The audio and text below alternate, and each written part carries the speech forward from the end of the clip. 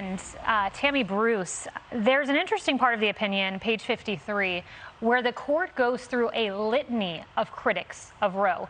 And those critics of Roe are not the suspected names like Archibald Cox, the Solicitor General for Kennedy. They talk about Ruth Bader Ginsburg. You can go look at footnote 4 where Ruth Bader Ginsburg criticized Roe. She said it halted a political process that was moving in a reform direction and thereby, I believed, prolonged divisiveness and deferred stable settlement of this issue.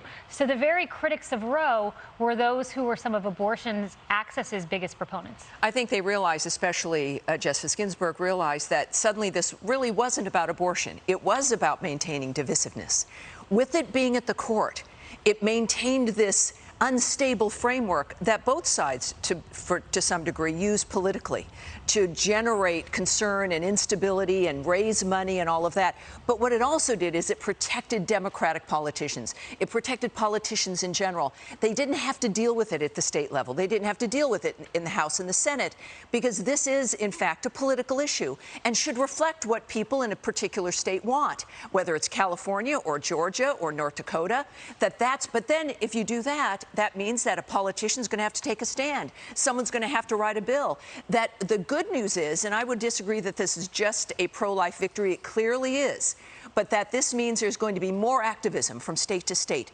The state activism levels and voting levels have been so low. Maybe it's time for people to get more involved. Women are the majority of voters in this country. Have women not been voting for various reasons? So this takes it back, brings it closer to the people, which is what the far left and liberals in general, classical liberals, have been arguing for, to have their voices heard. At the Supreme Court, they're shut out. This is a done deal in D.C. between the deal makers. Now that it's back at state houses, you actually can be heard. You can make a difference. You can vote. You can have a protest, a nice protest that doesn't involve threatening to kill people, but actually do activism for a change. I believe the left knows it doesn't know how to do that anymore. They've relied on this kind of hammer for half a century, and they don't know how to persuade. That's why they're desperate here, and they only know how to threaten, burn things down, have assassins somewhere, attack churches. It's about violence and intimidation and fear. That's what they're afraid of. But the average person benefits from this. The average American benefits from this because it brings it back to the core of what the people want, and we'll see what happens from state to state. I think it is a proper, good decision. I think Ruth Bader Ginsburg would agree in that regard for the very same reason. Harris, that's how the opinion begins. They said for 185 years, states decided abortion law until 1973. I don't know who didn't get hit by all shards of that mic she just dropped. I mean, Tammy, you hit the nail on the head. I mean, that's it. It is about participation. It is about ownership. It is about all of that. And when Obama had majorities, he spent his capital on Obamacare. And this issue didn't even get talked about because it had already been settled. It had already been done. And there was already a groundswell in this country about, well, can we have the conversation? I find this to be really important. It is a look at why are most Americans for keeping Roe versus Wade when most Americans think abortion should be mostly always illegal. A Fox News poll found that let it stand. 63% said right now, going into today, let it stand. 27% said let Roe versus Wade be overturned. Yet, should abortion be legal? 54% said no, it should be illegal.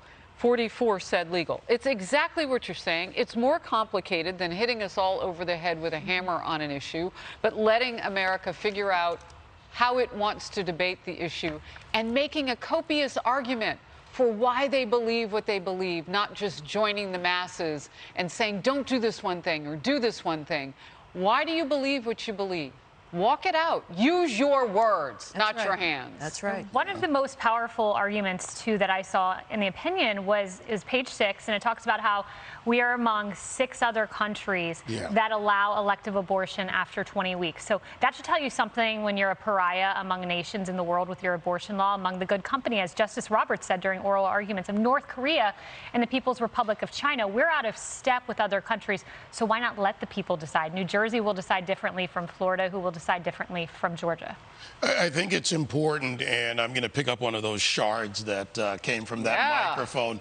One, this was a great week for the Constitution. To Tammy's point about bigger than that. You had an education case in Maine that was decided that freedom of choice in education cannot be restricted. You had a Second Amendment case important to the protection of Americans. And now you have this case. This is the Constitution working as it is designed. And again, with the ability to amend if there's a problem, back to the point of the people's choice. So it's important to see this, and I want Americans to look at this from that perspective, that now their voices can be heard at those state levels. That's an important part of this, closest to home, where their legislators are literally sometimes living in the same neighborhood. But what we see here is something that overturns fakery in part on courts when they're activists. And I don't like an activist court. It's not a right or left court for me. It's a constitutional court that decides on what exists and what is written. I'm an originalist. And I think when we're originalists, the country's better off. And for the nations around the world, by the way, we were the aberration. Some of these socialist countries that liberals love so much, they had those prohibitions on late-term abortions. Mississippi case is important. It's that 15-week limit. They're going to lie on many of these left-wing networks and tell you abortion's over, it's illegal, you're going to jail, it'll be back alleys and hangers again. Sorry to be crude, but that's what they're pushing out there. And it's not what it is. The American people have now been given back their Constitution, whether you agree or disagree, to exercise your right. Exactly. And at the time Roe was decided, the justices point out, the majority opinion, 30 states prohibited abortion except to save the life of the mother. And all of a sudden, in the blink of an eye, 9 justices overruled the opinions of 30 states. Is that how the process should work, Jackie? Right, and then in that case, because the left got what it wanted, then it was okay, and that's one conversation to have. But Kayleigh, what's really interesting here is how misinformed people are about this. I've been getting texts all morning saying, abortion's illegal. David, to your point, oh my God, I can't believe this is happening. Everybody just needs to take a deep breath. They need to digest this. I actually think might have been, intentional to drop this opinion on a Friday, so people have the weekend to kind of think about it, to read through it, to watch some of the coverage and understand what's really happening out there. Abortion is not going to be illegal in this country. It might be in certain states, and people have to internalize that, and they need to think about what it means, where they want to live, what they want to support. Nancy Pelosi was on earlier. She said reproductive freedom is on the ballot in November. It is. Go make your voice heard. Go get out there. You're talking about the activism. Change is very hard to absorb. And I think there are a lot of people that just, get frustrated by it or are scared of it. Go make your voice heard. Exactly. We're going to bring in... Let me just add on to that very quickly. Fear has been at the basis of everything the left has done, making people afraid of everything. And the stations and the news outlets are promoting this idea, this lie, that abortion's illegal, because they want to see this movement. This is the only way that the Democrats know how to organize people, is through emotion. They don't organize through, let's talk about the issues and figure this out. Secondarily, when we talk about people can move out of a state, right, this does remain an issue for women who are on the margins, women who are poor, with the economy is destroying a flexible income.